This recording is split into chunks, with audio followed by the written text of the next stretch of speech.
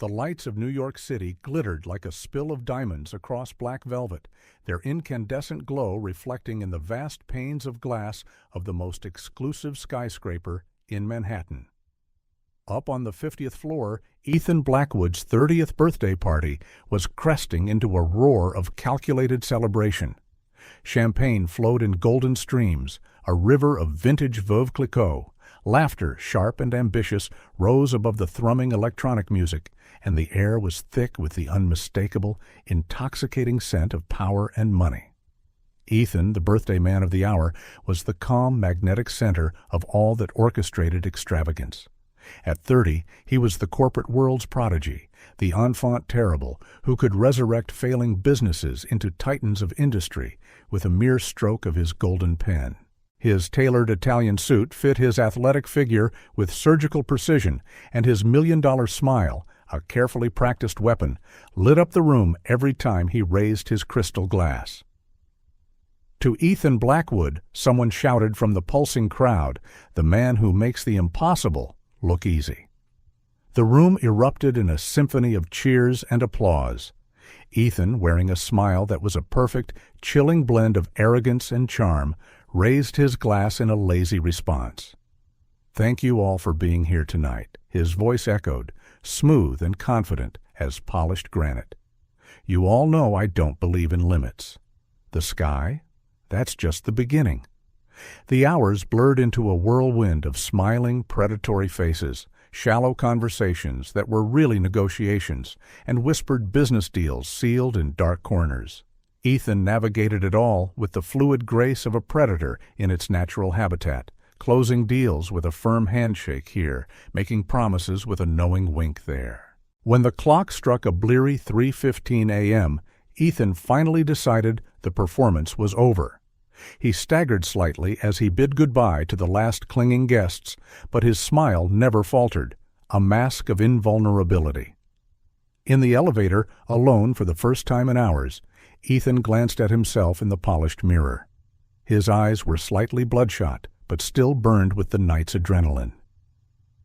"You're invincible, Ethan," he muttered to his reflection, the words a familiar mantra. Down in the cavernous, silent lobby, the valet hesitated at Ethan's approach. "Mr. Blackwood," the young man said, the keys to Ethan's Aston Martin jingling nervously in his hands. Maybe I should call a driver for you, sir." Ethan laughed, the sound echoing unnaturally in the empty space. "Kid," he said, placing a heavy, patronizing hand on the valet's shoulder, "I drive my own life. Do you really think I can't handle my own car?" With a swift, dismissive motion, he snatched the keys and strode toward the gleaming vehicle. The engine purred to life, a low, guttural growl, and Ethan felt that familiar, intoxicating surge of power course through him. He was Ethan Blackwood. The world was his playground. The city streets were surprisingly empty, a concrete canyon waiting to be conquered. Ethan floored the accelerator, letting the wind rush in through the open windows, a chaotic symphony against the Manhattan skyline. The adrenaline mixed with the expensive alcohol in his veins, forming a dangerous, euphoric cocktail of euphoria and recklessness. Then it happened. A blur in the periphery, a muffled scream that was swallowed by the city's hum, the horrifying, sickening sound of metal hitting flesh. Ethan slammed on the brakes with all his might, the car skidding on the slick, wet pavement. His heart pounded so hard it felt like it might burst from his chest as he fumbled the door open, his legs shaky as they hit the asphalt. There, a few feet away, lay a small figure, a boy no older than 5 or 6. His big brown eyes were fixed on Ethan, filled with a universe of fear and pain. "Oh my God," Ethan whispered, the reality of what had just happened hitting him like a physical punch to the gut. "Oh my God, no." He knelt beside the boy, his hands trembling, utterly unsure of what to do. A trickle of blood ran down the child's forehead, forming a dark, spreading pool on the asphalt. The boy didn't move, but his eyes, those haunting eyes, remained locked on Ethan, as though silently questioning him with an innocence that shattered him.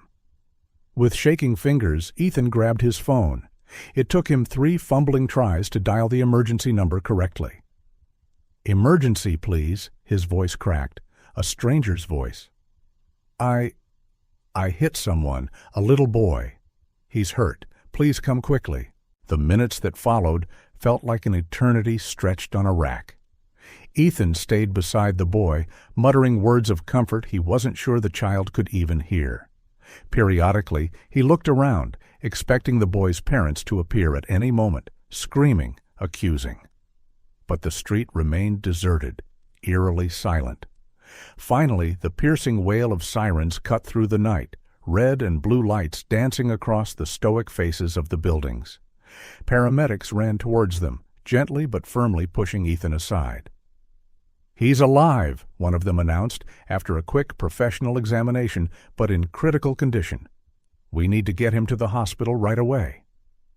Ethan watched, helpless and numb, as they carefully placed the small, fragile body into the ambulance.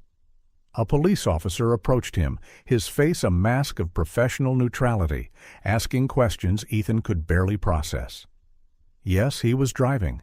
No, he didn't see the boy until it was too late. Yes, he had been drinking at the party.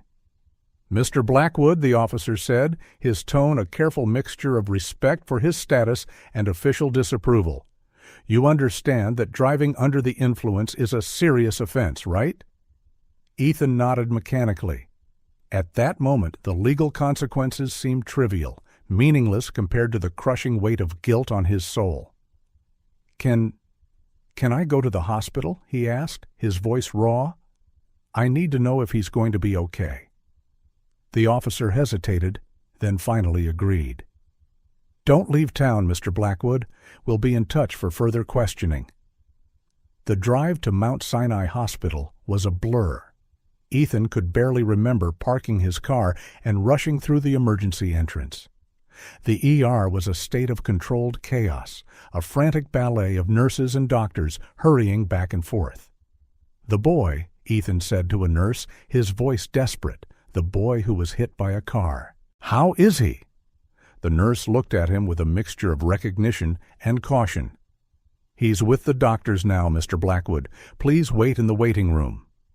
Ethan sank into one of the uncomfortable plastic chairs, his head in his hands. How had this happened? A child so small, alone on the street at that hour. Where were his parents? Time dragged on, each minute an eternity. Ethan oscillated between waves of overwhelming guilt and flashes of his previous life. The party, the success, the feeling of invincibility. All of it now seemed so distant, so utterly meaningless. Finally, after what felt like a lifetime, a doctor approached. "Mr. Blackwood?" The doctor had deep circles under his eyes and a serious, weary expression. "The boy is stable, but in critical condition. He lost a lot of blood and urgently needs a transfusion." Ethan jumped up, his hands instinctively reaching for his wallet. "Do whatever it takes," he said, the words tumbling out. "I'll pay for everything. Any treatment? The best specialists?" The doctor raised a hand, stopping him. "Mr. Blackwood, it's not a question of money. The boy's blood type is rare, and our supply is critically low." Ethan felt a surge of desperate determination. "Test my blood," he said, rolling up his expensive shirt sleeve. "Use mine, if it's compatible." The doctor looked at him with a mix of surprise and professional respect.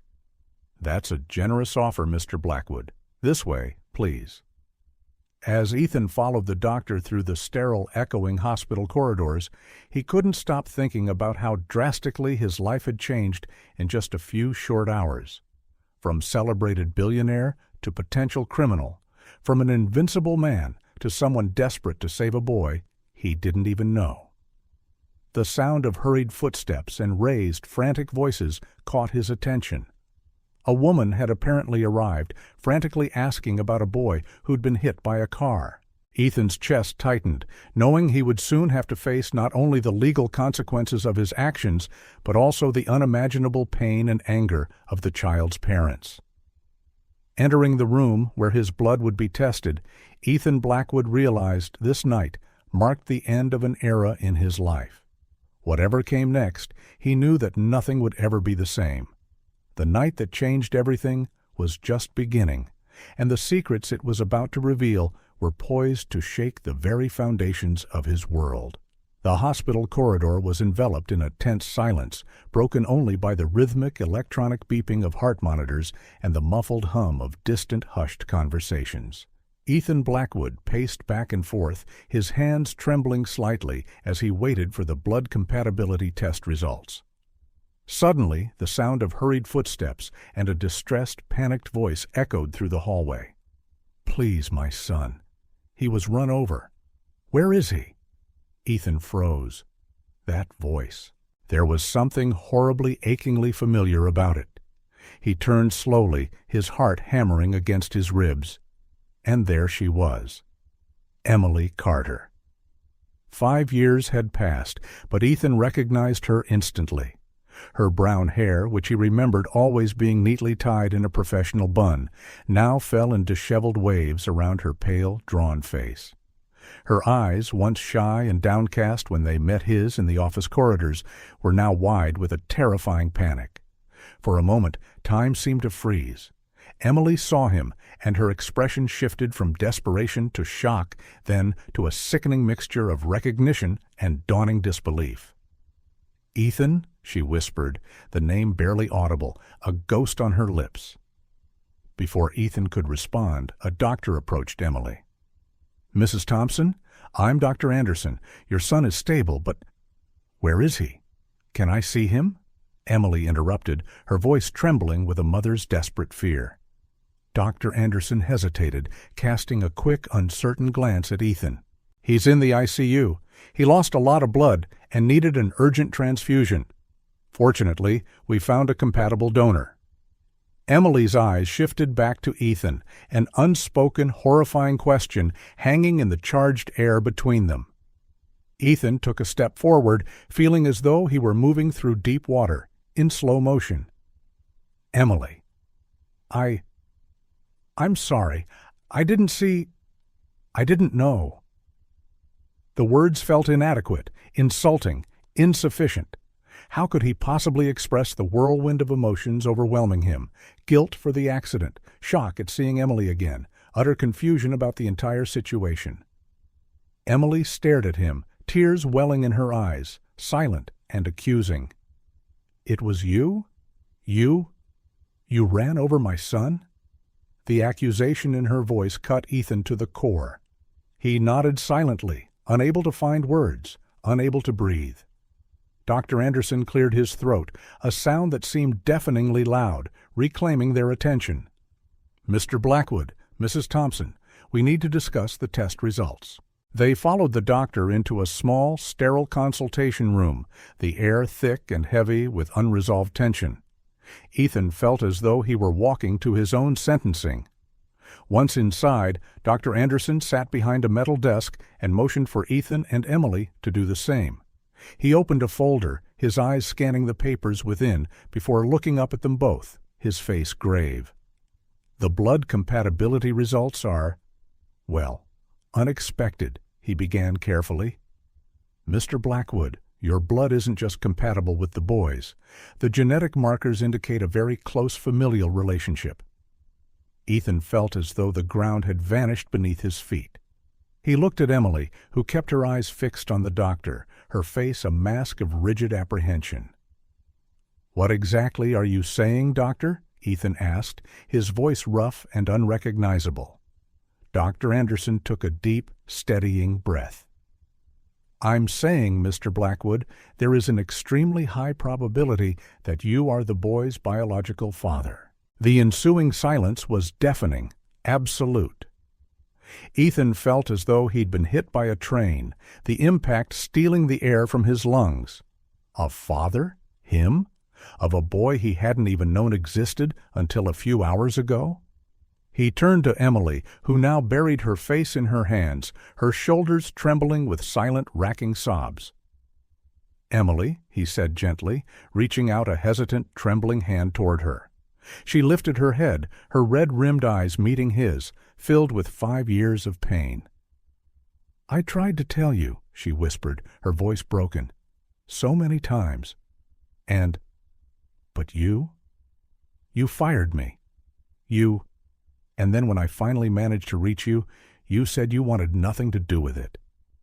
Memories flooded Ethan's mind with sickening clarity. The company party 5 years ago. Emily, shy but radiant in a simple dress, the unexpected drunken connection between them. And then the panic when rumors started circulating, the impulsive, cold decision to fire her, to protect his reputation, to erase the problem. "Oh God," Ethan murmured, the reality of what he had done crashing into him with its full, devastating force. "Emily, I had no idea. I swear, I didn't know." Dr. Anderson cleared his throat again, a gentle reminder of his presence. "There's more," he said gently. "The transfusion was successful, but the boy has fallen into a coma." Emily let out a low moan, as though she'd been physically struck. Ethan felt a wave of nausea wash over him, cold and bitter. "A coma?" he repeated in disbelief. But the transfusion was supposed to help. "It helped stabilize him," Dr. Anderson explained patiently, "but the trauma from the accident was severe. The next 48 hours will be critical." Ethan looked at Emily, seeing the abject fear and despair in her eyes. In that moment, he knew his life, the life he had so carefully constructed, would never be the same.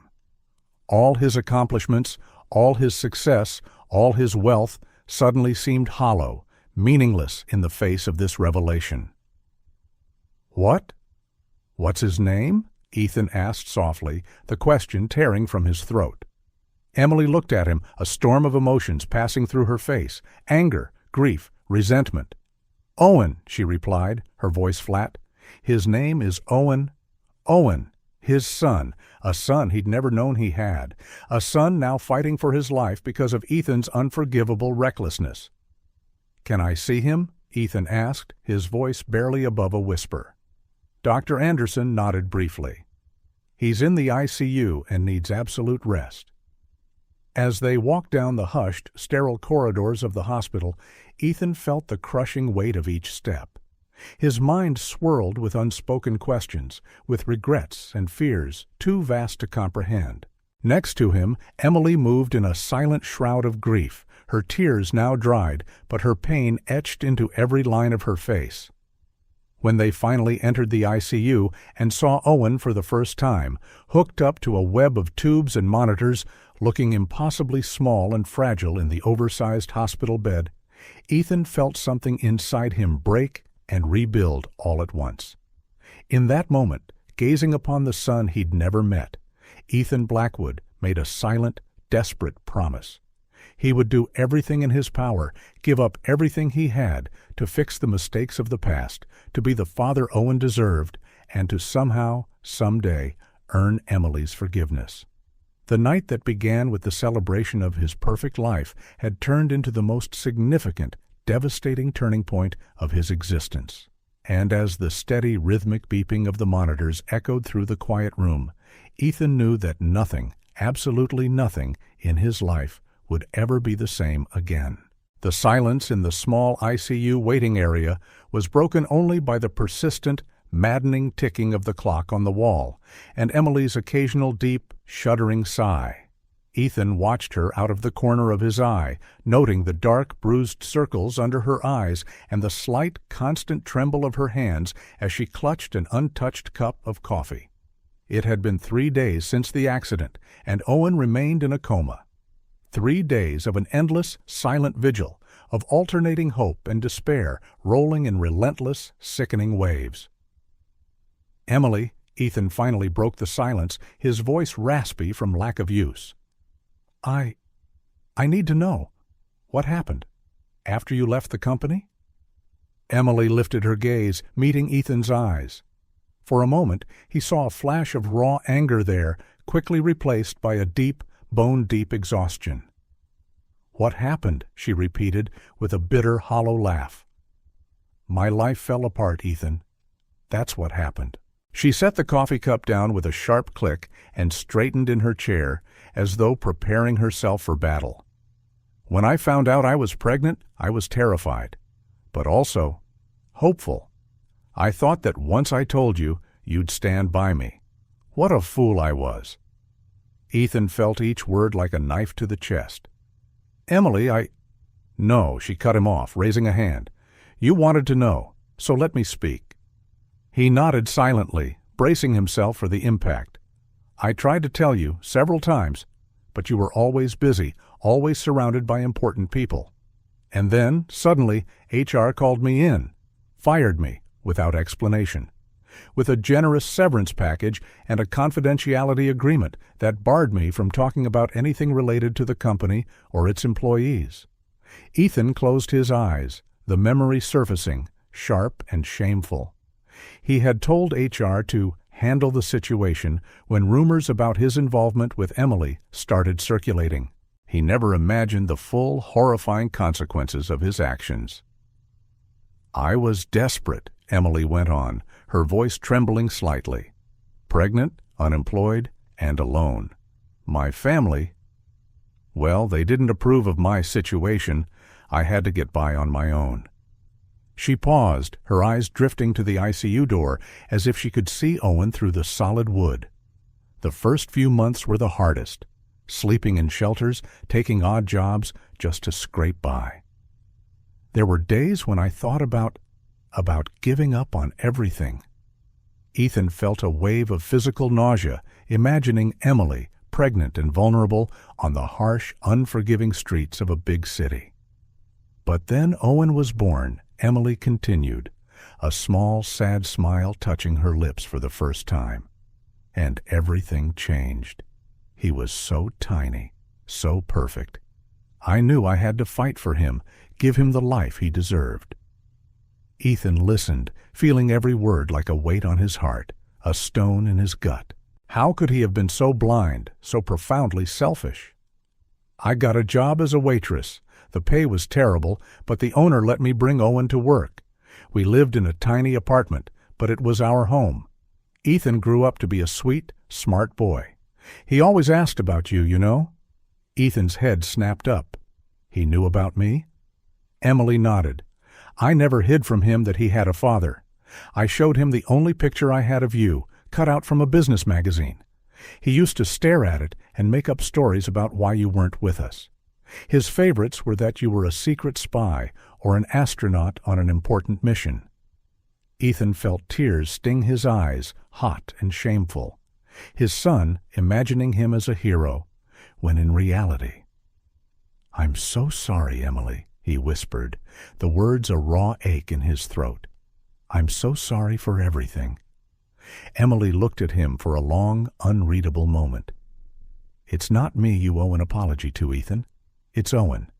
5 years. 5 years of birthdays, Christmases, first steps, first words. You missed all of that." Silence fell heavily between them, thick with unspoken pain, broken only when the ICU door opened and Dr. Anderson stepped out. Both stood immediately, their bodies tensing. "How is he, doctor?" Emily asked, her voice trembling with a fragile anxiety. The doctor sighed, running a hand over his graying hair. "Owen's condition is still critical. We haven't seen significant improvements, but there's been no deterioration either. Right now, all we can do is wait and monitor." "But he will wake up, won't he?" Ethan asked, desperation clear and sharp in his voice.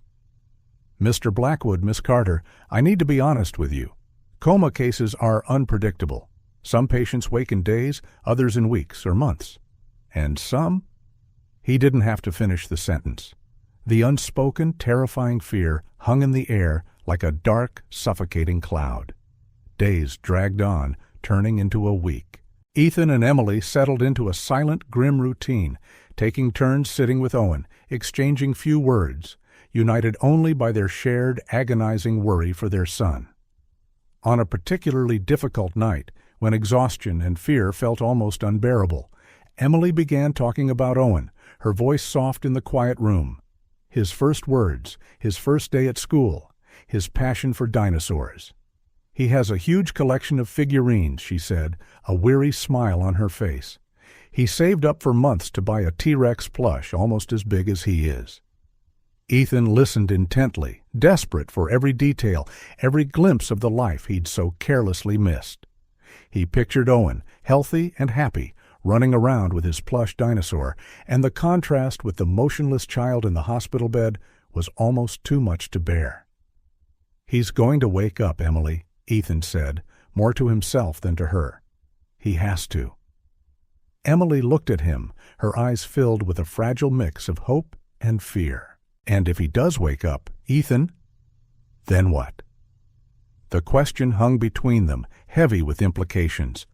What would happen if Owen woke up?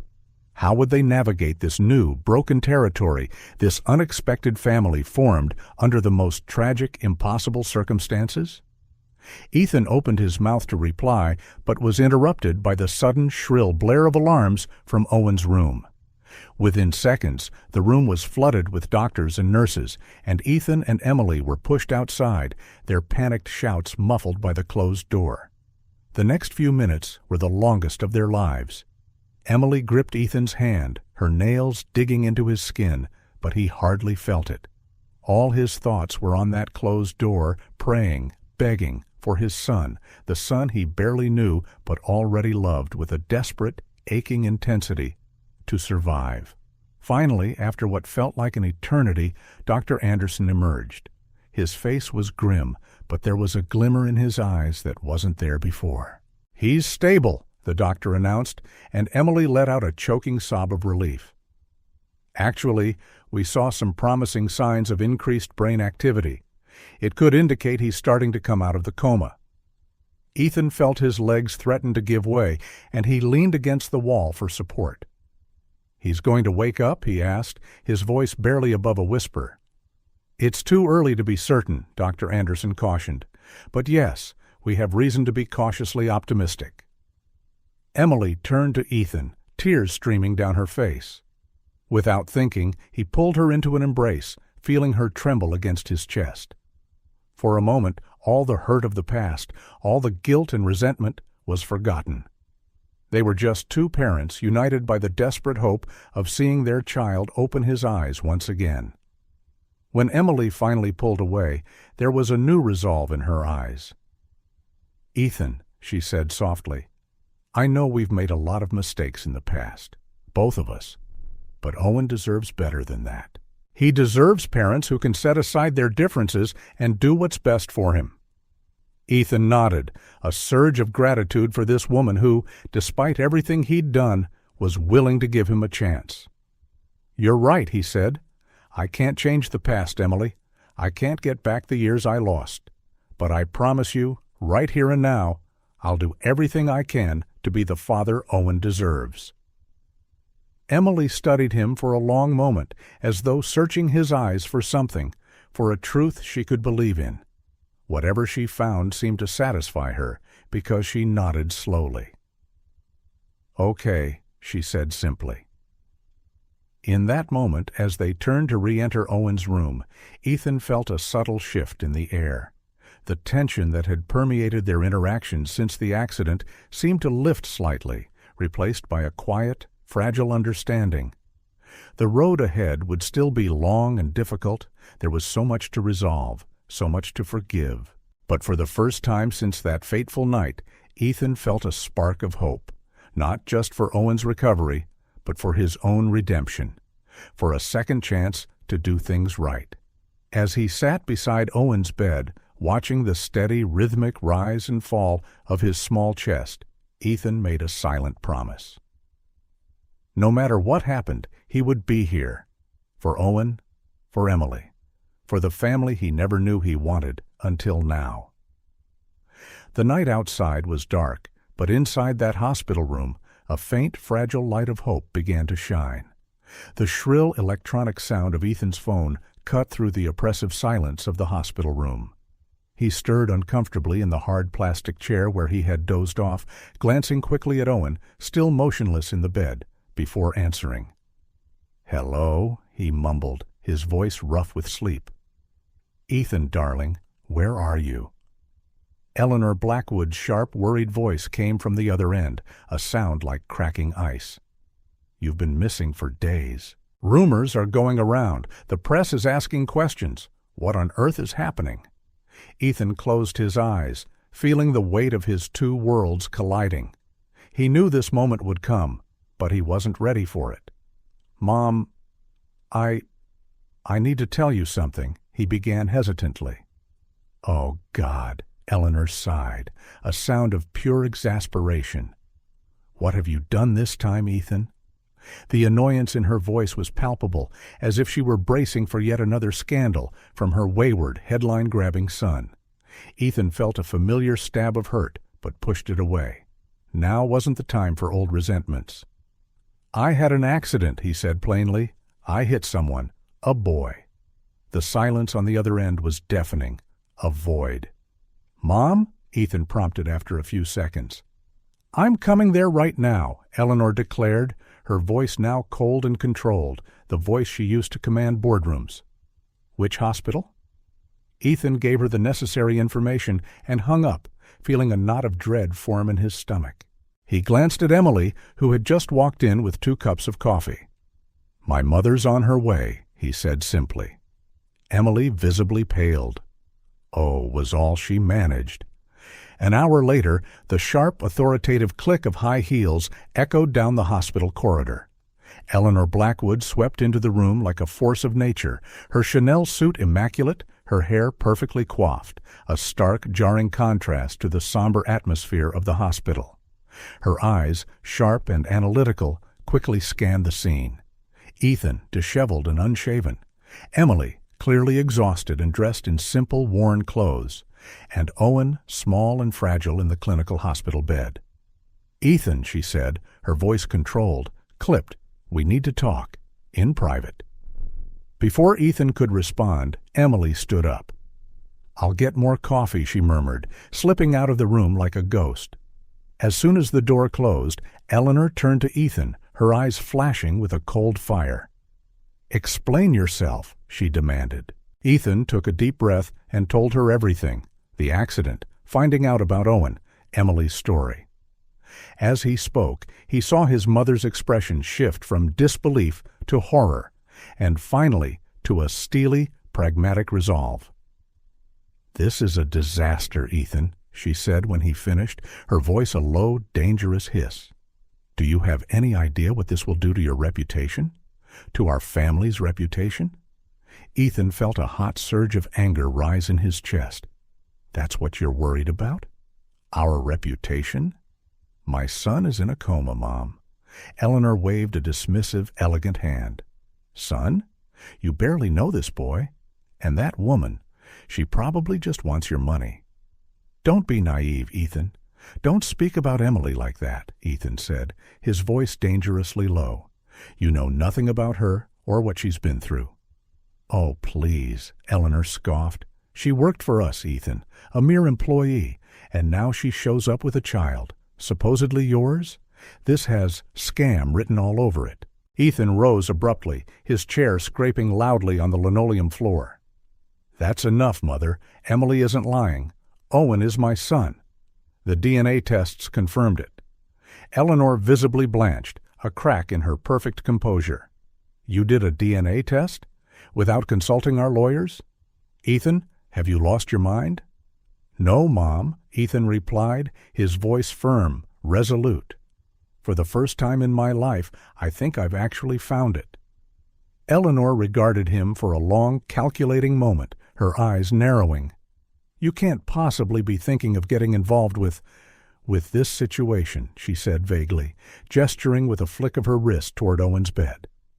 "That situation is my son," Ethan replied, his voice trembling with years of pent-up emotion. "And yes, I plan to get involved. Completely." "Ethan, be reasonable," Eleanor pleaded, switching tactics, her voice softening into a silken weapon. "Think about the future of the company.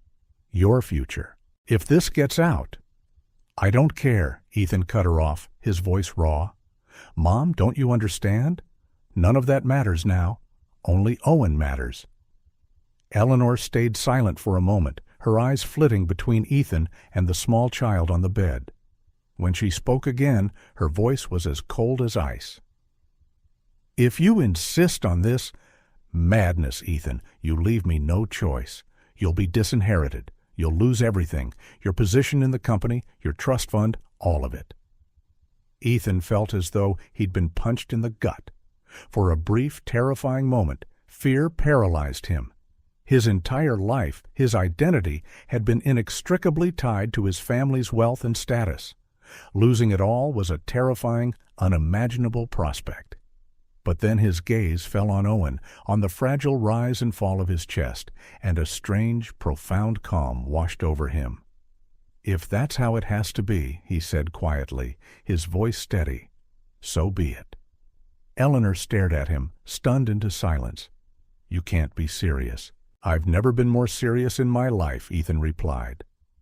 At that moment the door opened and Emily walked in, stopping abruptly at the palpable tension in the air. Eleanor shot Emily an icy, dismissive look before turning back to Ethan. "Think carefully about what you're doing, Ethan. You have 24 hours to reconsider or face the consequences." With that, she spun on her heel and left the room, leaving a heavy, suffocating silence behind her. Emily looked at Ethan, worry etched in her eyes. "Are you okay?" Ethan let out a humorless, broken laugh. "No, I'm not. But I will be." He moved closer to Owen's bed, gently touching the boy's small hand. "I choose you," he said softly, more to himself than to Emily. "I choose this. Family." Emily placed a hesitant hand on Ethan's shoulder. "You don't have to do this," she said gently. "Owen and we've gotten by just fine until now. We don't want to ruin your life." Ethan turned to her, his eyes shining with a determination Emily had never seen before. "You're not ruining my life, Emily," he said, his voice thick with emotion. "You're saving it." As the sun began to set outside the hospital window, casting a long golden glow across the room, Ethan felt for the first time in his life that he was doing the right thing. The road ahead would be hard, filled with obstacles and uncertainties, but looking at Owen and Emily, he knew, with a certainty that settled deep in his bones, that it would be worth it. The family he never knew he wanted until now was right there, and he would fight with everything he had to keep them together. Ethan's office at Blackwood Industries felt strangely foreign, a relic from another life. He ran his fingers over the polished, cold surface of his massive desk, remembering how many important, world-changing decisions had been made there. Now he was about to uncover a secret that could shake the very foundation of everything he knew. With a deep, steadying sigh, Ethan powered on his computer. It was time to investigate the circumstances surrounding Emily's dismissal 5 years ago. He knew it would be painful, but he had to understand what really happened. Digging through the company's digital archives, he found the employee records from 5 years back. Emily Carter's name leaped out at him, along with the date of her termination. Curiously, the reason listed was simply mutual contract termination. Mutual, Ethan muttered to himself, a bitter taste in his mouth. That doesn't make sense. He kept digging, sifting through mountains of old emails and internal memos, a digital archaeologist searching for the truth. Then he found something troubling, something that made his stomach churn. An email from his mother, Eleanor, to the head of the Human Resources Department, dated a few days before Emily's termination. "We need to get rid of the problem. Use discretion. Make it appear mutual. Offer whatever is needed for her silence." Ethan felt his stomach clench. The problem could only be Emily, and possibly the pregnancy she was trying to tell him about. His own mother had orchestrated Emily's dismissal, effectively, cruelly, cutting off any chance for Ethan to know about his child. As he continued his search, Ethan found more evidence of his family's cold-blooded involvement. Records of a generous settlement paid to Emily, far, far above the company's standard for employees at her level. And more disturbingly, a strict ironclad confidentiality agreement that prevented her from discussing any aspect of her employment or her relationship with the Blackwood family. "My God," Ethan whispered, feeling physically nauseous. They silenced her. Completely. Unable to stay in the sterile, suffocating office any longer, Ethan decided to return to the hospital. He needed to talk to Emily, to hear her side of the story, to confess what he'd found. Arriving at Owen's room, Ethan found Emily seated beside the bed, softly reading a children's story to the still unconscious boy. The scene hit him hard, a painful, poignant reminder of everything he'd missed, everything that had been stolen from him these last 5 years. "Emily," he called gently, not wanting to startle her. She lifted her eyes from the book, a small, tired smile on her lips. "Hi, Ethan. Any news?" Ethan hesitated, unsure how to approach the subject, how to begin. "Actually, yes. Emily, I looked into what happened when you were fired." The smile vanished from Emily's face, replaced by a guarded apprehension. "Oh," she said simply, closing the book. Ethan sat down in the chair beside her. "I need to know, Emily. What really happened? Please, tell me everything." Emily was quiet for a long moment, her eyes fixed on Owen's peaceful face. Finally, she began to speak, her voice low and heavy with the weight of old emotion. "I found out I was pregnant about a month after that night. The night of the company party," she began. "At first, I was panicked, but then I was hopeful. I thought that once you knew, maybe we could be a family." Ethan felt a sharp pang of guilt, recalling how cold and distant he'd been in the weeks following that night, deliberately avoiding her. "I tried to tell you," Emily continued, "several times. But you were always busy, always surrounded by people. And then, one day, HR called me in." She paused, taking a deep breath before going on. "They told me my contract was being terminated. They offered me a generous settlement, more money than I could have ever dreamed of. But there was a catch. I had to sign a confidentiality agreement." "What did the agreement say?" Ethan asked, though he already suspected, with sickening certainty, the answer. "That I couldn't talk about anything related to my job at Blackwood Industries, especially about you or your family." Emily looked Ethan directly in the eyes, her gaze steady and clear. "Ethan, they knew I was pregnant. Somehow they found out."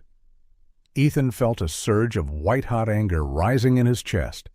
"It was my mother," he said, his voice trembling with suppressed emotion. "I found emails. She orchestrated the whole thing." Emily didn't seem surprised. "I always suspected," she said softly. "The day I signed the papers, I saw your mother in the HR office. She looked at me. Ethan. The way she looked at me, like I was something dirty, something to be disposed of." Ethan shut his eyes, consumed by shame and fury. "Emily, I'm sorry. I didn't know. I swear, I didn't know." "I believe you," Emily replied, her voice gentle. "But Ethan, why did you never respond to my messages? I tried contacting you, even after I was fired." Ethan frowned, confused. "Messages? Emily, I never got any messages from you." Now it was Emily's turn to look puzzled. "But I sent so many. Emails, texts. I even went to your house once, but the security guard threw me out." A dark, ugly suspicion formed in Ethan's mind. "Emily, I think my mother may have intercepted your attempts to reach me. She's always had a lot of control over my life." Emily nodded slowly, the puzzle pieces finally, painfully, falling into place. "That explains a lot." Ethan stood abruptly, pacing the small, cramped room. "I can't believe she would do that. Hiding my own child from me." "Ethan," Emily said softly, interrupting his swirling, angry thoughts. "What are you going to do now?" He paused, looking at Owen in the hospital bed, then at Emily.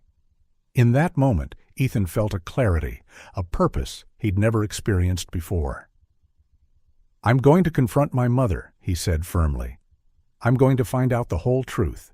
And then, Emily, I'm going to do what I should have done 5 years ago. I'm going to be here. For you and for Owen." Emily studied him for a long moment, as if evaluating the sincerity in his eyes, the conviction in his voice. Finally, she nodded. "Okay," she said simply.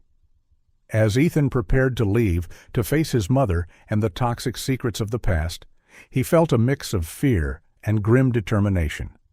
The road ahead would be difficult, fraught with conflict. But looking at Owen and Emily, he knew it would be worth it. It was time to bury the secrets of the past and build a new future. One where he would be the father Owen deserved, and the man Emily had once, however briefly, believed he could be. Ethan felt the weight of each step as he climbed the grand staircase of the Hartley mansion in the Hamptons. The house that had once been his refuge, his symbol of power, now seemed like a threatening, opulent fortress, guarding secrets he was afraid to uncover. Taking a deep, fortifying breath, he rang the doorbell.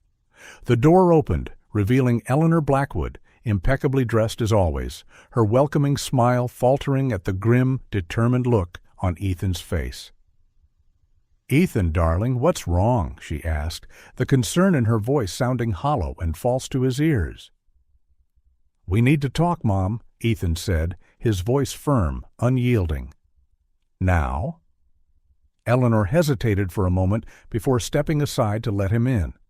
She led him to the cavernous office, closing the heavy oak doors behind them. "What is this about, Ethan?" she asked, settling into the imposing leather chair behind the desk. Ethan remained standing, unable to contain the nervous, angry energy coursing through him. "It's about Emily Carter," he said, watching his mother's reaction closely. Eleanor's face hardened, almost imperceptibly. Emily Carter? The employee who was let go a few years ago? What about her? "Don't play innocent, Mom," Ethan retorted, anger lacing his tone. "I know what you did. I've seen the emails, the documents. You orchestrated her dismissal, didn't you?" Eleanor stayed silent for a long, calculating moment, her eyes studying Ethan carefully. Finally, she let out a weary sigh. "Sit down, Ethan," she said, gesturing to the chair in front of her. "This is going to be a long conversation." Ethan hesitated, then obeyed, feeling as though he was about to hear something that would change his life forever. "Yes, I arranged Emily's dismissal," Eleanor began, her voice calm and controlled. "But you have to understand, Ethan, I did it to protect you, to protect our family." "Protect me?" Ethan exploded in disbelief. "How does hiding my own child from me protect me?" Eleanor paled visibly. "So, you know about the child?" "Yes, Mom, I know about Owen, my son, the son you kept me from knowing for 5 years. Eleanor's composed, powerful mask finally began to crack. She sank into her chair, suddenly looking old and tired. "Ethan, you have to understand. When I found out that girl was pregnant, I panicked. You were just starting your career. You had a brilliant future ahead. A scandal like this could have ruined everything." Ethan felt a wave of nausea at his mother's cold, calculating words. "So you decided to just get rid of her? Like she was trash?" "I did what I thought was necessary," Eleanor responded, her voice hardening again. "I offered her a generous settlement, more than she'd ever earn in years of work. In return, she agreed to stay quiet and leave town." Ethan closed his eyes, remembering Emily's words about trying to reach him. "But she didn't leave, did she?" "She tried to tell me." Eleanor looked away, a flicker of guilt crossing her face. "Yes, she did. But I intercepted her messages, her emails. I instructed security not to let her contact you." The revelation hit Ethan like a physical punch to the stomach. He stood abruptly, unable to stay seated any longer. "How could you?" he shouted, years of pent-up rage and resentment finally surfacing. "She was pregnant, alone, scared, and you treated her like a threat that needed to be eliminated." "I did what any mother would do to protect her child," Eleanor retorted, standing as well, her own anger rising. "No, Mom," Ethan said, his voice trembling with a profound, soul-deep emotion. "You did what a selfish, controlling woman would do to maintain her power. You weren't protecting me. You were protecting yourself, your precious reputation. Eleanor seemed to wither under Ethan's words. She sank back into her chair, looking suddenly old and weary. "Maybe you're right," she admitted quietly. "Maybe I went too far. But Ethan, you have to believe me. I thought I was doing what was best for you." Ethan shook his head, unable to accept her justification. "The best thing for me would have been to let me take responsibility for my actions, to let me be a father to my son." A heavy, suffocating silence settled over the opulent office. Ethan stared at his mother, the woman he had always admired and respected, now seeming like a complete stranger to him. "What happens now?" Eleanor finally asked, her voice small and uncertain. "Now," Ethan said, squaring his shoulders, "I'm going back to the hospital. I'm staying with my son and his mother, and I'm going to fix the mess you caused." He turned to leave, but paused in the doorway. "And Mom? Don't try to interfere again. They're my family now, and I'll protect them, even from you." With those final devastating words, Ethan left, leaving Eleanor alone with the crushing weight of her actions. When Ethan returned to the hospital, he found Emily asleep in the chair beside Owen's bed. He watched her for a moment, struck by her strength and resilience in the face of everything she'd endured.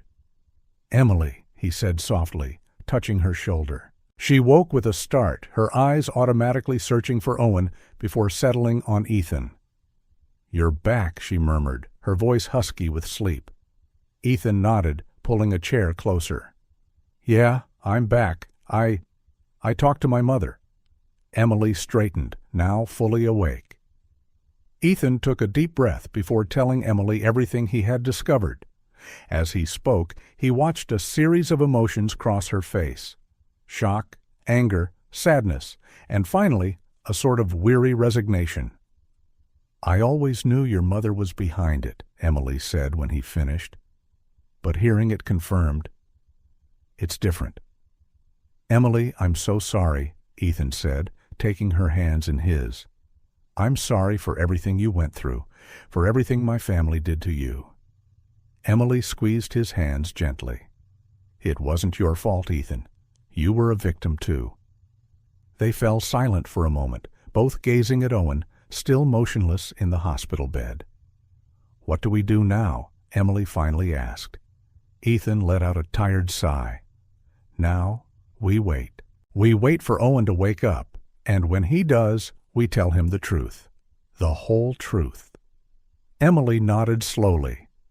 "He'll have a lot of questions, and we'll answer every one of them," Ethan promised. "Together." Just then, as if he'd heard their words, Owen stirred in his bed. It was a faint movement, a slight flutter of his eyelids, but it was enough to make Ethan and Emily hold their breath. "Owen!" Emily called softly, leaning over the bed. The boy's eyes fluttered open, blinking repeatedly as he looked around, confused and disoriented. "Mom?" he whispered, his voice hoarse and weak. Emily let out a sob of pure, unadulterated relief, tears streaming down her face. "Yes, sweetheart, I'm here." Ethan watched the scene, feeling both overwhelmed and completely out of place. This was a moment between a mother and son, a sacred bond he did not yet share with Owen. Owen's gaze wandered around the room, finally landing on Ethan. There was a moment of confusion before a flicker of recognition lit his eyes. "You?" Owen began, his voice frail. "You're the man from the picture." Ethan's heart pounded against his ribs. Emily had mentioned that she'd shown Owen a photo of him, cut from a magazine. "Yes, Owen," Ethan said softly, stepping closer to the bed. "My name is Ethan, and I'm your father." Owen's eyes widened at the revelation, and he looked to Emily for confirmation. She nodded gently. "It's true, sweetheart," she said. "Ethan is your father." Owen was silent for a long moment, processing the impossible information. Finally, he looked back at Ethan. "Where were you?" he asked, his voice small and vulnerable, a question that shattered Ethan's heart. Ethan felt tears burn at his eyes. "I'm so sorry, Owen.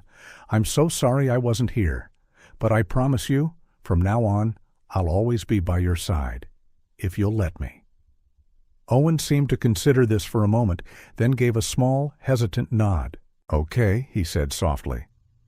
At that moment, the door burst open, revealing Eleanor Blackwood, followed closely by Ethan's father and two suited men who appeared to be lawyers. "What's going on here?" Ethan's father thundered, his gaze sweeping over the scene before him.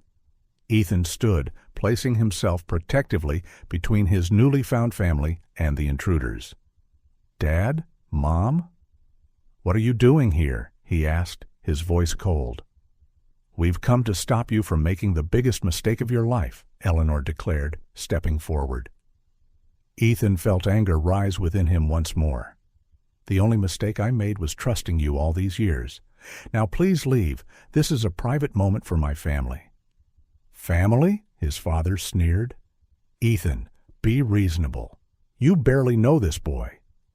"He is my son," Ethan said firmly, "and Emily is his mother. They are my family now, whether you like it or not." Eleanor took another step forward, her voice pleading. "Ethan, please, think about what you're doing. Think about the company, about your future." "I am thinking about my future," Ethan replied. "A future with my son and the woman I should have supported 5 years ago." The tense silence that followed was palpable.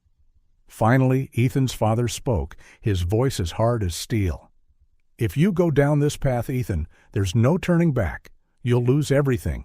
Your inheritance, your position in the company, everything." Ethan looked at Emily and Owen, who watched the confrontation with a mixture of fear and confusion. At that moment, his decision crystallized.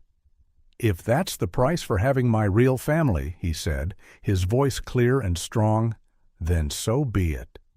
Eleanor let out a shaky sigh. "Ethan, please." "Enough," Ethan interrupted.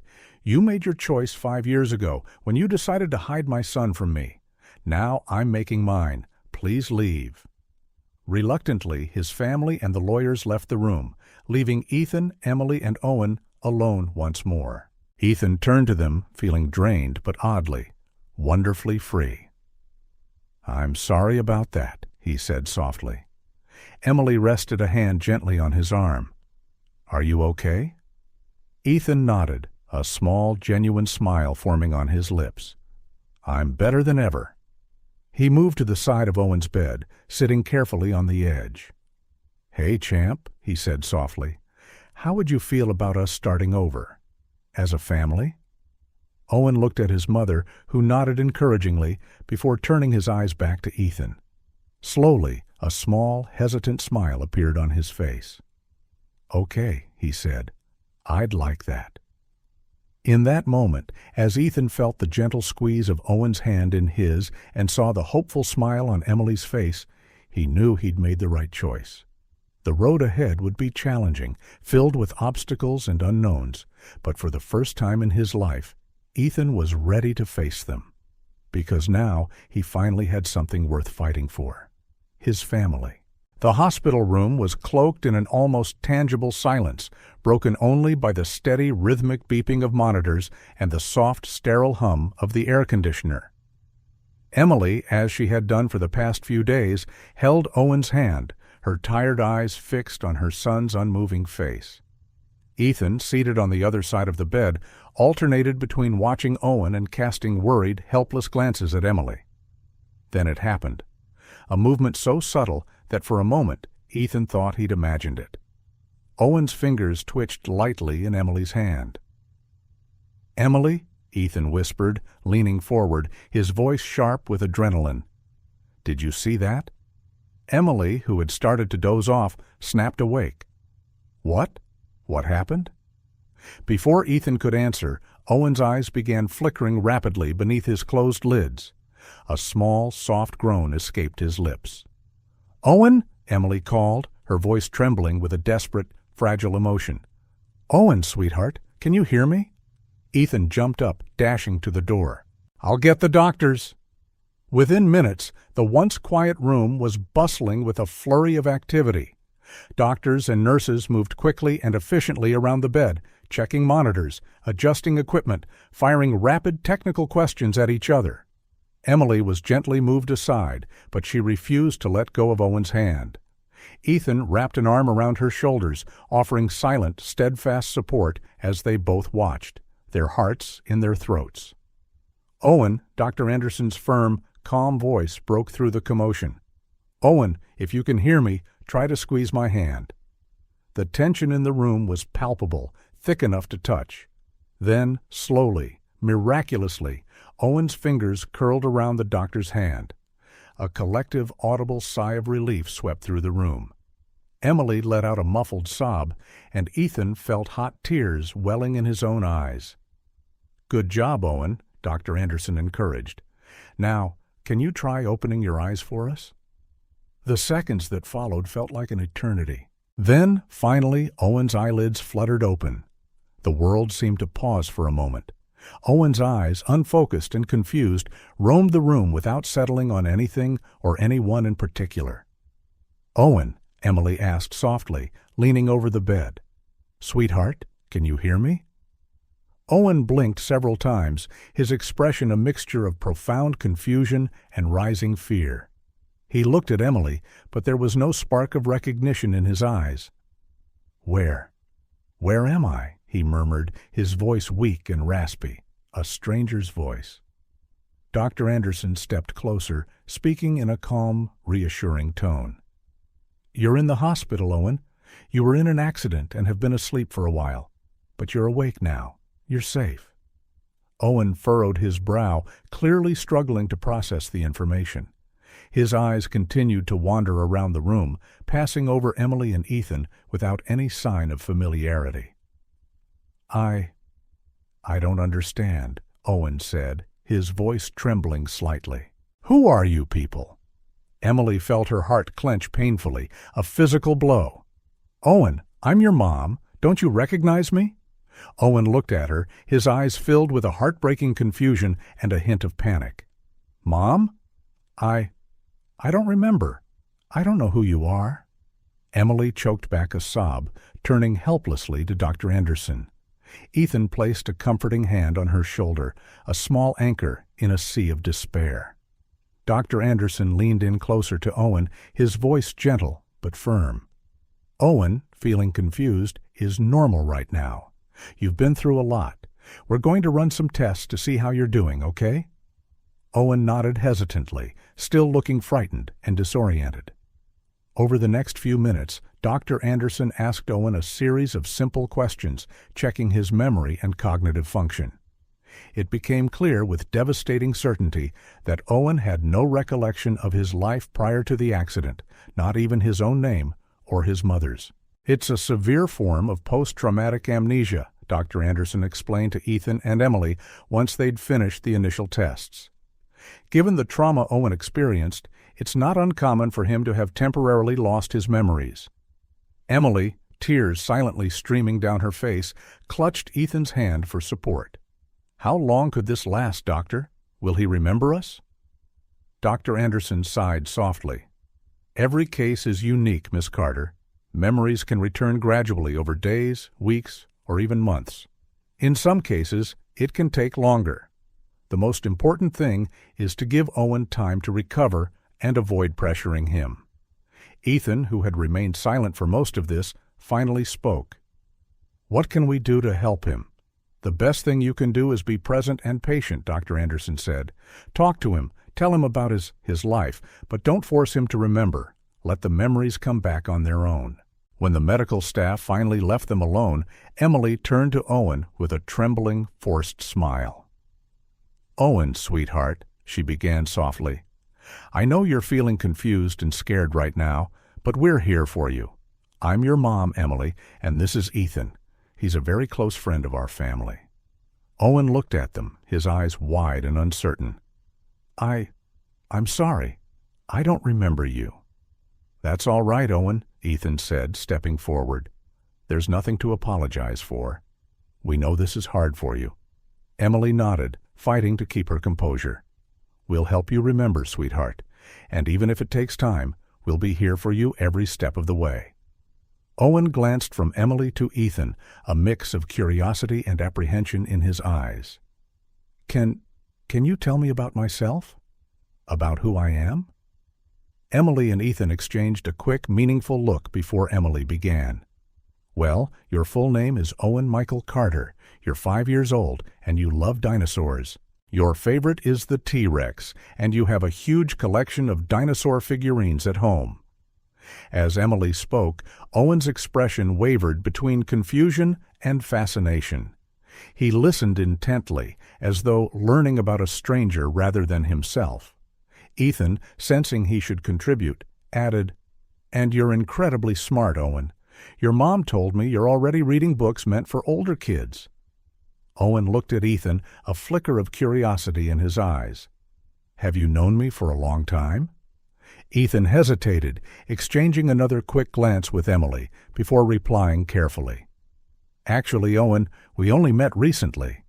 But your mom told me a lot about you, and I'm eager to get to know you better." Owen nodded slowly, still appearing confused, but slightly less frightened. "I wish I could remember," he said softly. "Everything feels strange." Emily gently stroked Owen's hair. "It'll take time, honey.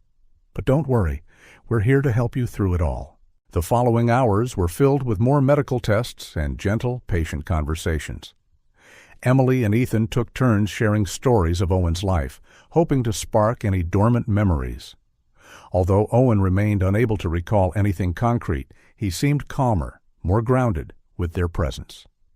As evening fell, Owen began to show signs of fatigue. Dr. Anderson returned for one last check, suggesting everyone get some rest. "Tomorrow's another day," he said kindly. "Owen's brain needs time to heal. Rest is crucial right now." While Emily settled into the chair beside Owen's bed, determined not to leave his side, Ethan prepared to head out. "I'll be back in the morning," he promised, looking at Owen and then at Emily. "If you need anything during the night, just call me." Emily nodded gratefully. "Thank you, Ethan, for everything." Before leaving, Ethan approached Owen's bed one last time. "Good night, Owen," he said softly. "I'm so glad you're awake. We'll talk more tomorrow, okay?" Owen looked at him, a small, hesitant smile on his lips. "Okay, Ethan." As Ethan left the hospital room that night, he felt a whirlwind of conflicting emotions. The overwhelming joy of seeing Owen awake was tempered by the sharp, stinging pain of not being recognized, of not being able to reveal who he really was. But he knew that for now, this was what Owen needed. The future was uncertain, a fog of unknowns, but Ethan felt a new, steely determination. No matter how long it took or how hard it would be, he would be there for Owen and Emily. They would face this new, terrifying phase together, as a family, even if Owen didn't yet realize it. One day at a time, one memory at a time, they would rebuild their lives. And Ethan hoped, with all his heart, that when the time was right, Owen would be ready to accept not only his lost memories, but also the truth about his father. The days following Owen's awakening were a gut-wrenching roller coaster of emotions for everyone involved. The small hospital room became the center of the universe for Emily and Ethan, both fiercely determined to help Owen heal. Each morning brought a new, fragile hope that Owen might recover some small, precious piece of his memory. Emily stayed constantly by the bed, a reassuring, constant anchor for the confused boy.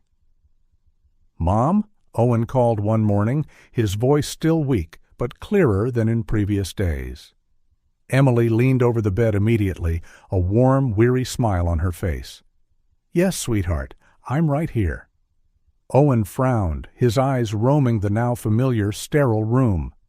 I dreamed about dinosaurs. They seemed so real." Emily's heart skipped a beat. It was the first time Owen had mentioned anything related to a past memory, however fleeting. "That's wonderful, Owen. You've always loved dinosaurs. Maybe it's a memory coming back." Owen nodded slowly, still looking uncertain. "Maybe. I wish I could remember more." Emily gently brushed his hair from his forehead. It'll take time, my love, but we're here to help you every step of the way." At that moment, Ethan entered the room, holding a small, brightly wrapped package. He had become a constant, steady presence, arriving early each morning and staying late into the night. "Good morning, you two," he greeted with a warm, practiced smile. "How are we today?" Owen looked at Ethan with a mix of curiosity and caution. Though he still didn't remember him, the boy seemed to be getting used to his presence. Owen dreamed about dinosaurs, Emily informed him, a note of hope coloring her voice. Ethan's face lit up. "That's great. Hey, Owen, I brought you something." He stepped closer and handed Owen the package. The boy opened it carefully, revealing a small, intricately detailed T-Rex model. "Wow," Owen whispered, his eyes wide with genuine admiration. "Awesome." Ethan smiled, clearly pleased with Owen's reaction.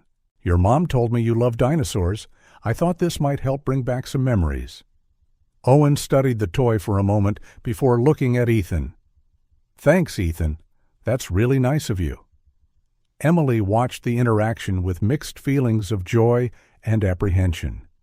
It was wonderful to see Owen warming up to Ethan, even without remembering who he truly was. But she couldn't help the twinge of worry in her heart. What if Owen got too attached, and Ethan, overwhelmed by it all, decided to leave again?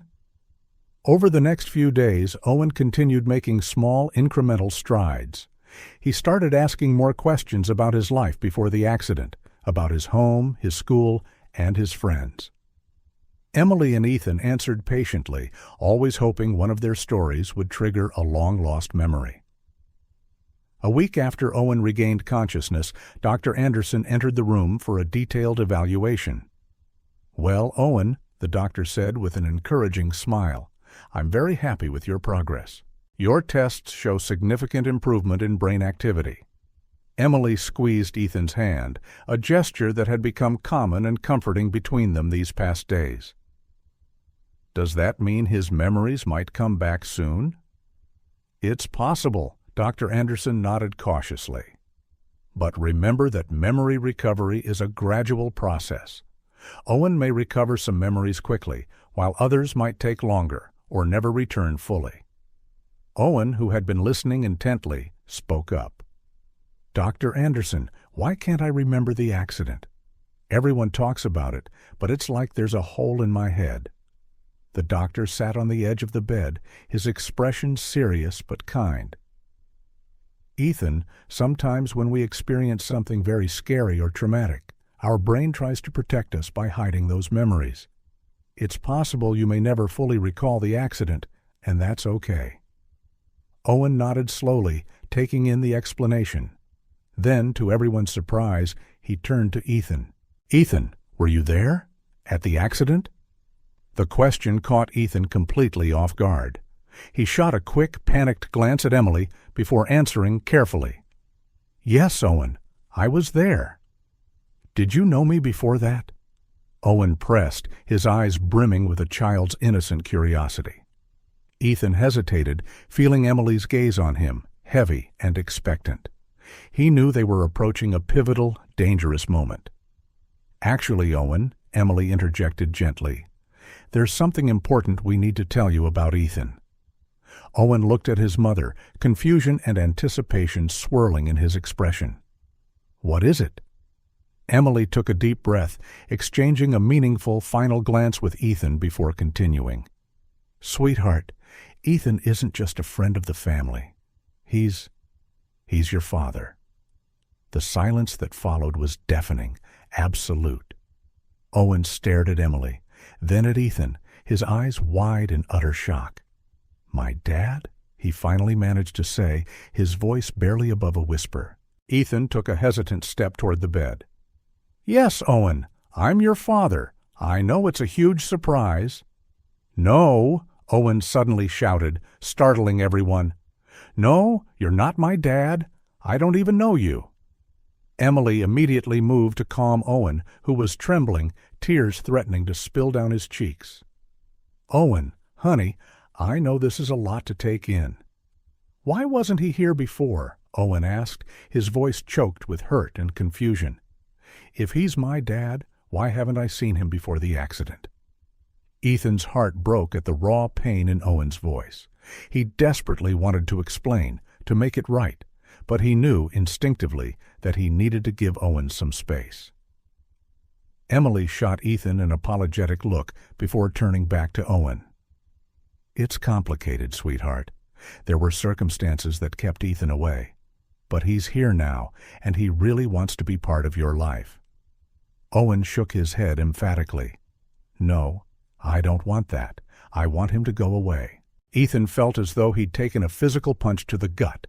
He stepped back, fighting the urge to flee, fighting back tears. I understand, Owen. I'll give you the space you need." Emily stood, torn between comforting her son and reassuring Ethan. "Ethan, maybe it's best if—" "I'll go," Ethan said quickly. "Owen needs time. I get it." With one last pained, heartbroken look at his son, Ethan left the room, leaving Emily to handle the emotional storm they had just unleashed. In the days that followed, Owen swung between anger, confusion, and a buried, reluctant curiosity. He refused to talk about Ethan, but Emily often caught him glancing at the door, as though expecting him to walk in at any moment. Ethan, respecting Owen's wishes, kept his distance, but he called Emily daily for updates on the boy's progress. Every call was a mix of hope and heartbreak for him. A week after the revelation, Owen finally broke his silence on the matter. "Mom," he said one evening, as Emily was fluffing his pillows, "why wasn't Ethan with us before?" Emily sat on the edge of the bed, bracing herself for a difficult, delicate conversation. "It's a complicated story, sweetheart. Ethan and I knew each other a long time ago, before you were born. But there were misunderstandings. Ethan didn't know about you until recently." Owen frowned. "He didn't know I existed?" "No," Emily confirmed gently. "And when he finally found out, he was so sad about all the time he'd lost." "But why is he here now?" Owen pressed. Emily gave a sad smile. "Because he wants to know you, Owen. He wants to be part of your life. The accident? Well, it was terrible, but it also gave us a chance to be a family."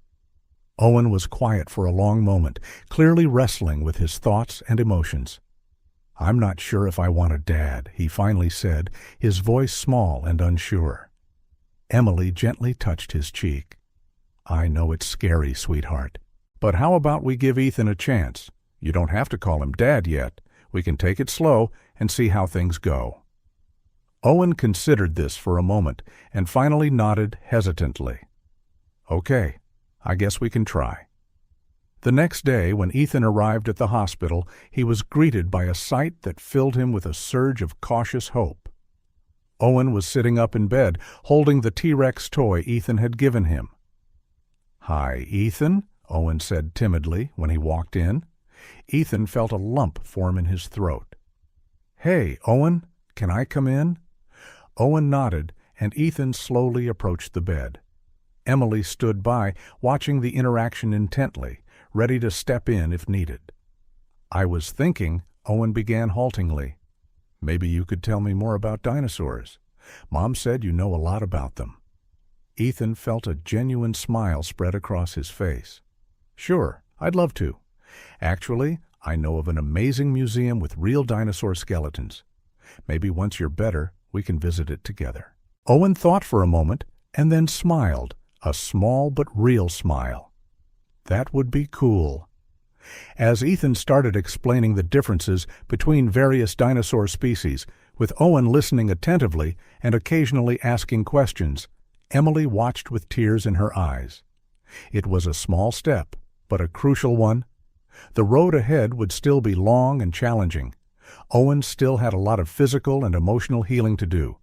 Ethan would have to navigate the treacherous terrain of his new role as a father, and Emily would have to manage her own complex emotions while supporting both of them.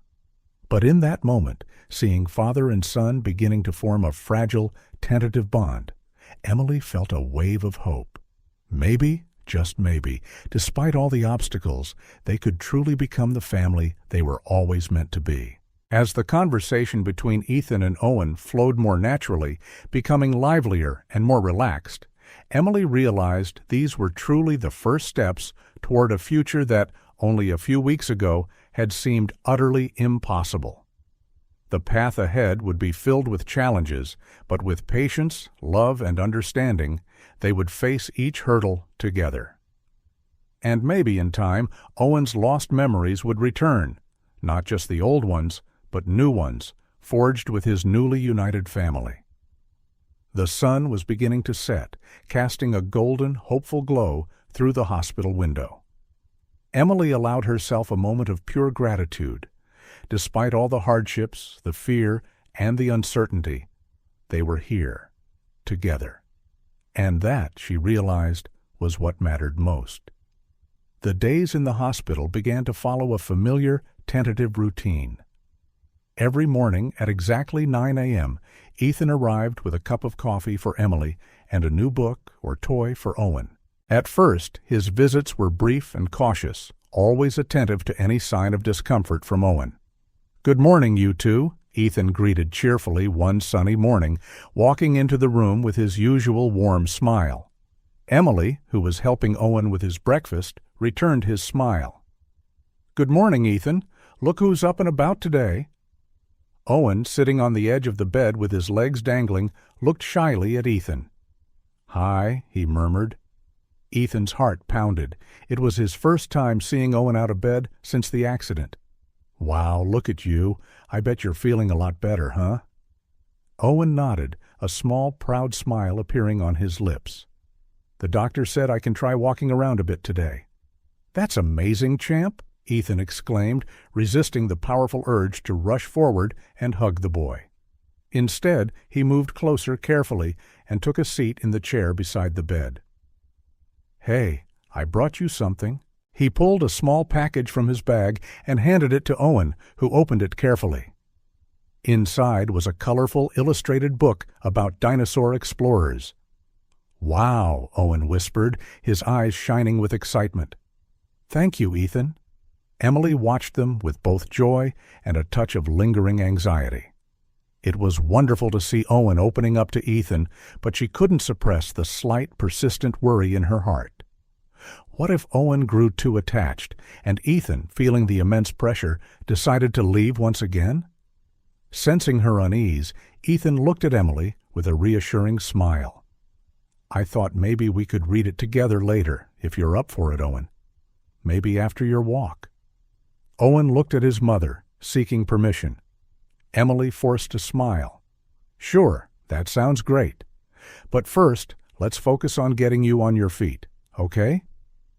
With the help of a nurse, Owen took his first tentative, wobbly steps around the room. Ethan and Emily stood by, both fighting back tears of pride. When Owen wobbled slightly, Ethan instinctively moved to help, but held himself back, letting Emily take the lead. "You're doing great, sweetheart," Emily encouraged gently, supporting Owen's arm. Owen smiled, proud of himself. "Do you think I can go home soon, Mom?" Emily exchanged a quick glance with Ethan before answering. "I hope so, my love. Let's see what the doctor says, okay?" Later that day, as promised, Ethan sat beside Owen's bed with the Dinosaur Explorer book. Emily observed them from across the room, pretending to read a magazine but truly absorbing every detail of their interaction. "And that's how they discovered the first complete T-Rex fossil," Ethan concluded, closing the book. Owen, who had been completely engrossed in the story, looked at Ethan with open admiration. "You know a lot about dinosaurs, Ethan." Ethan chuckled softly. "Well, I had to learn quickly. I wanted to have something cool to talk to you about." A moment of comfortable silence followed, then Owen asked a question that caught both Ethan and Emily completely off guard. "Ethan, why weren't you around before? When I was younger?" Ethan felt his heart clench. He looked at Emily, who nodded encouragingly, her eyes telling him to be honest. "Owen," Ethan began, choosing his words with immense care. "Sometimes adults make mistakes. Big ones. I made a huge mistake by not being here for you and your mom. But I want you to know that from the moment I found out about you, not a day went by that I didn't think about you or wish I could be here." Owen processed this for a moment, his young face serious. "Are you going to leave again?" The simple, direct question was heavy with a child's raw emotion. Ethan felt tears prick at his eyes. "No, Owen," he answered firmly, his voice thick with conviction. "I'm not going anywhere. I promise." Emily, who had approached quietly, placed a hand on Ethan's shoulder. "Your dad means it, sweetheart. He's here to stay." It was the first time Emily had referred to Ethan as Owen's dad in front of the boy. The gesture, the quiet endorsement, didn't go unnoticed by any of them. In the days that followed, Ethan and Owen's bond continued to grow, slowly and organically. Ethan brought board games for them to play together, told funny, self-deprecating stories from his childhood, and even got permission to bring in a laptop so they could watch dinosaur documentaries. Emily, meanwhile, watched with a mixture of profound joy and cautious hope. She couldn't deny how happy, how complete Owen seemed with Ethan around, but years of raising him alone, of building protective walls around her heart, had left scars that wouldn't disappear overnight. One evening, after Owen had drifted off to sleep, Emily pulled Ethan into the hallway for a quiet talk. "Ethan," she began, her voice low but intense, "I need to know. Are you sure about this? About being a father? Because Owen is getting attached to you, and I can't bear the thought of him being hurt again." Ethan took Emily's hands in his eyes filled with a raw, sincere determination. "Emily, I've never been more sure of anything in my life. I know I messed up in the past, badly. But I'm here now, and I plan to stay. You and Owen, you're my family, and I'll do whatever it takes to prove that to both of you." The tears that Emily had been holding back for so long, for so many years, finally spilled over. "I want to believe you, Ethan, but I'm so scared." Ethan pulled her into a gentle, comforting hug. "I know, and I understand, but I promise you, Emily, I'm going to spend every day showing you and Owen that I'm here for good." When they returned to Owen's room, they found him awake, gazing at them curiously. "Is everything okay?" he asked, his voice groggy with sleep. Emily approached the bed, stroking Owen's hair. "Everything's fine, my love. Your dad and I were just talking about how much we love you." Owen smiled sleepily, his eyes drifting shut again. "I love you guys too," he mumbled, before drifting off completely. Ethan and Emily exchanged a tearful, silent look. Those simple, innocent words, spoken with such sincerity, meant more than either of them could ever express. In the days that followed, the dynamic between the three of them continued to evolve. Owen occasionally called Ethan Dad, always tentatively at first, as if testing how the word felt. Each time, Ethan's face lit up with a pure, unadulterated joy. Emily, for her part, began to relax more in Ethan's presence. She found herself laughing at his jokes, sharing stories of Owen's childhood, and sometimes simply enjoying the quiet comfort of having someone to share the parental responsibilities with. One day, as she watched Ethan and Owen work on a puzzle together, laughing and teasing each other, Emily realized that something inside her had irrevocably changed. The fear and distrust that had been her constant companions for so long were finally, slowly, giving way to something new. Hope. She knew there was still a long road ahead. Owen's physical and emotional recovery would take time. Building trust and strengthening their fragile family bonds would be an ongoing process. But looking at the man she had once loved and the child they shared, Emily felt for the first time in years that maybe, just maybe, they could have the happy ending she'd always dreamed of, but never dared to hope for. The ties were being rebuilt, slowly but surely, and with each small moment of connection, each shared smile, and each promise fulfilled, the family they were forming grew stronger and more real. The day of Owen's discharge finally arrived, bringing with it a flurry of complex, overwhelming emotions for everyone involved. The hospital room that had been their sterile, temporary home for the past few weeks was now filled with colorful balloons and get-well cards from the nurses who had grown fond of the little, resilient patient. "Ready to go home, champ?" Ethan asked, helping Owen into a clean t-shirt. Owen nodded enthusiastically, his eyes shining with excitement. "I can't wait to see my toys again." Emily, who was packing the last of their belongings into a small suitcase, exchanged a meaningful look with Ethan. They still hadn't told Owen about the move. "Actually, sweetheart," Emily began gently, sitting on the edge of the bed, "we have a surprise for you." Owen glanced curiously from his mother to Ethan. What kind of surprise? Ethan knelt down beside Owen, placing a gentle hand on his shoulder. "Well, while you were in the hospital, I got to thinking. Now that we're a family, maybe it'd be cool if we had a new house, a place big enough for all of us." Owen's eyes widened. "A new house? But what about all my toys?" Emily quickly chimed in. "Don't worry, sweetheart. All your toys have already been moved to the new place. In fact, you're going to have an even bigger room for them." Owen seemed to mull this over for a moment before a wide grin spread across his face. "Can I have a dinosaur bed?" Ethan laughed, relieved and overjoyed by Owen's positive reaction. "You sure can. In fact, there's already one waiting for you." The drive to their new home, a spacious house in a quiet, tree-lined suburb outside the city, was filled with buzzing anticipation. Owen, buckled into the back seat surrounded by pillows Emily had insisted on, fired off a constant stream of questions about the house. "Does it have a yard? Can I get a dog? Is my room painted blue?" Ethan and Emily answered patiently, sharing occasional happy smiles in the rearview mirror. It was the first time they truly felt like a united, normal family. When they finally arrived, Owen's jaw dropped. The house was a beautiful two-story with a large front lawn, a stark contrast to their old, cramped apartment. Ethan had made sure it was in a quiet neighborhood, perfect for kids. "Wow," Owen breathed as Ethan helped him out of the car. "It's huge," Emily laughed softly. "Wait until you see the inside, honey." Ethan opened the front door with dramatic flair. "Welcome to our new home." The interior was spacious, bright, and inviting.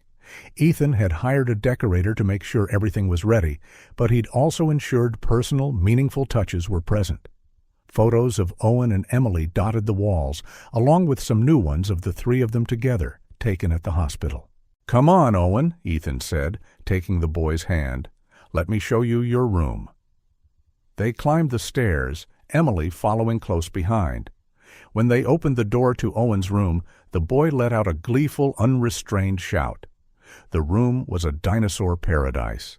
The walls were painted with a lush, prehistoric jungle scene, and in the center was a bed shaped like a mighty T-Rex. Shelves filled with dinosaur books and toys lined an entire wall. It's amazing," Owen exclaimed, rushing to examine every single detail. Emily turned to Ethan, tears in her eyes. "Ethan, you didn't have to do all this." Ethan smiled, pulling her into a gentle, warm embrace. "I wanted to. You two deserve the best." The following days were a happy, chaotic flurry of unpacking, exploring, and settling in. Owen spent hours in his new room, rearranging his toys and creating new, elaborate dinosaur adventures. Emily busied herself organizing the kitchen and living area, determined to make the house feel like a true home. Ethan, eager to help but still unsure of his place, flitted between them, offering assistance wherever he could. One evening, after Owen had gone to bed, Ethan found Emily in the kitchen, staring pensively out the window at the darkening yard. "Everything okay?" he asked softly. Emily turned, a small, thoughtful smile on her lips. "Yeah, just thinking. It's strange, you know, after so many years of it just being Owen and me, all of a sudden, we're a family of three." Ethan nodded, understanding. I know it's a big change. If it's too much or too fast—" "No," Emily interrupted, placing a hand on his arm. "It's not that. I'm just adjusting. But it's good, Ethan. Seeing Owen so happy, having you here, it's more than I ever thought we'd have." Ethan felt his heart fill with a profound emotion. "I promise you, Emily, I'll do everything I can to earn this second chance." In the days that followed, the family began to form new routines and make new memories together. Mornings were spent sharing breakfast, with Ethan making dinosaur-shaped pancakes to Owen's delight. Afternoons were spent in the yard, where Ethan taught Owen how to throw a ball, or they worked together to plant a small garden. Evenings became everyone's favorite time. After dinner, they would gather in the living room to read stories or watch movies, inevitably ending with Owen falling asleep curled between his parents, one small arm wrapped around each of them. That didn't mean everything was perfect. There were tense moments, especially when Owen had nightmares about the accident or when random dislodged memories of his previous life resurfaced unexpectedly. One night, Owen woke up screaming, tears streaming down his face. Ethan and Emily rushed into his room to find him huddled on the bed, trembling. "Owen, it's okay," Emily soothed, pulling him into her arms. "It was just a bad dream." Ethan sat on the edge of the bed, gently rubbing Owen's back. "Do you want to tell us about it, champ?" Owen sobbed into Emily's chest. I remembered the accident. There were bright lights and a loud noise, and then everything went dark." Ethan felt a familiar surge of guilt wash over him. He shared a pained look with Emily before speaking. "Owen, I'm so sorry you went through that, but I want you to know you're safe now. Your mom and I are here, and nothing bad is going to happen to you." Owen slowly lifted his head, looking at Ethan with tearful eyes. "Promise?" "Promise," Ethan said firmly, hooking his pinky finger with Owen's. "Pinky swear." Owen linked his pinky with Ethan's, a small, watery smile forming. "Okay." Emily watched the exchange with her heart overflowing. It was moments like this, moments of profound connection and healing, that reminded her just how far they had come as a family. As days turned into weeks, their new reality solidified. Owen, although he still had moments of confusion or sadness, seemed to thrive in his new environment. He talked excitedly about having two parents to his new neighborhood friends and insisted on sitting between Ethan and Emily whenever possible. One Saturday afternoon, while Ethan and Owen were building a massive dinosaur fortress in the backyard, Emily watched from the porch, a contented smile on her face. Ethan glanced up, catching her eye, and grinned. "Hey, you two," Emily called. "How about a picnic for lunch?" "Yes," Owen shouted excitedly. "Can we eat inside the fortress?"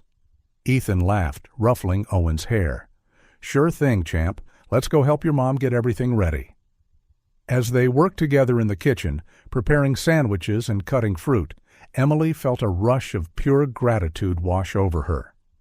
This wasn't the life she had imagined all those years ago when she found out she was pregnant and alone. It was better. It was a second chance, not just for Ethan, but for all of them. Later, sitting in their makeshift fortress, laughing and sharing stories, Emily looked at her small, perfect family and knew with every fiber of her being that they were exactly where they belonged. This new house wasn't just a place to live. It was the start of a new chapter in their lives, one filled with love, forgiveness, and limitless, wonderful possibilities. The smell of freshly made pancakes filled the kitchen as the bright morning sun streamed through the windows. Ethan, wearing an apron decorated with dinosaur prints, a gift from Owen, hummed softly while flipping another pancake on the griddle. "Dad!" Owen's excited voice echoed through the house. "Are they ready yet?" Ethan smiled, still surprised and thrilled by how effortlessly Owen now called him Dad. "Almost done, champ. Why don't you help your mom set the table?" Emily entered the kitchen, her hair pulled back in a messy bun, smiling as she took in the wonderfully domestic scene. 6 months had passed since they'd moved into this house, and sometimes she still marveled at how natural, how right, everything felt. "Good morning, you two," she said, planting a quick kiss on Ethan's cheek before turning to help Owen with the plates. As they settled down for breakfast, Ethan couldn't help but notice how excited Owen looked. "Someone's in a good mood today," he remarked, serving a generous helping of pancakes onto Owen's plate. Owen nodded enthusiastically. "That's because today is a special day." Emily raised an eyebrow, exchanging a playful look with Ethan. "Oh? And why is that?" "Because," Owen said, pausing dramatically for effect, "it's exactly 6 months since we moved here. 6 months since we became a real family." The silence that followed was loaded with a profound, beautiful emotion. Ethan felt a lump form in his throat, while Emily blinked rapidly to hold back happy tears. "You're right, sweetheart," Emily finally managed, her voice thick. "It is a very special day." Ethan reached over and gently squeezed Owen's hand. "You know, champ, these have been the best 6 months of my life." Owen beamed, his eyes shining. "Mine too, Dad. I really like having you here." "Oh, really?" Ethan teased lightly. "You only like it?" Owen giggled. Okay. I love having you here. I love our family." Emily watched them, her heart brimming with a happiness so intense it was almost painful. Moments like this made all the struggles, all the fears, worthwhile. After breakfast, while Owen played in the backyard, Ethan and Emily sat on the porch, cups of coffee in hand. "Can you believe it?" Emily asked softly. 6 months? Ethan shook his head in awe. "Sometimes it feels like it was just yesterday that we were in that hospital room, unsure of everything, and other times it feels like it's always been this way," Emily finished. They fell into a companionable, comfortable silence, watching Owen chase the soap bubbles he blew himself. "Emily," Ethan began, his voice serious, "I want you to know how grateful I am for this second chance, for letting me be part of your lives." Emily turned to him, her eyes soft and full of love. "Ethan, you've shown us, day after day, that you deserve to be here. Seeing you with Owen, the love and dedication you show, it's everything I ever wanted for him." Ethan smiled, taking her hand. "And for you? Is it what you wanted?" A slight blush colored Emily's cheeks. "Yes, it's more than I ever imagined we could have." Just then, Owen came running up, panting and smiling. "Mom, Dad, come play with me." Ethan stood, offering his hand to Emily. "What do you say? Ready for a bubble war?" Emily laughed, taking his hand. "You have no idea what you're getting into, Blackwood." The following weeks flew by in a happy blur of family activities, work responsibilities, and preparations for a very special event, Owen's birthday. On the morning of the big day, Owen woke up to find the house decorated with balloons, streamers, and, of course, dinosaurs everywhere. "Happy birthday, my love!" Emily exclaimed, hugging him tight. Ethan appeared, carrying a huge T-Rex-shaped cake. "Happy birthday, champ! Ready for your party?" Owen bounced with excitement. "I can't wait! All my friends are coming, right?" Emily nodded, smiling. "Every single one. And we have a few special surprises in store." The party was a roaring, joyful success. The backyard was filled with children laughing, playing in a volcano-shaped ball pit, and taking part in a fossil hunt Ethan had organized. When the time came to sing Happy Birthday, with Owen beaming over his magnificent dinosaur cake, Ethan and Emily exchanged a proud, emotional look. This wasn't just Owen's birthday. It was a celebration of their incredible journey as a family. After the last guest had left and Owen had finally fallen asleep, exhausted but happy, Ethan and Emily found themselves on the porch once more. "That was quite a day," Ethan commented, sliding an arm around Emily's shoulders.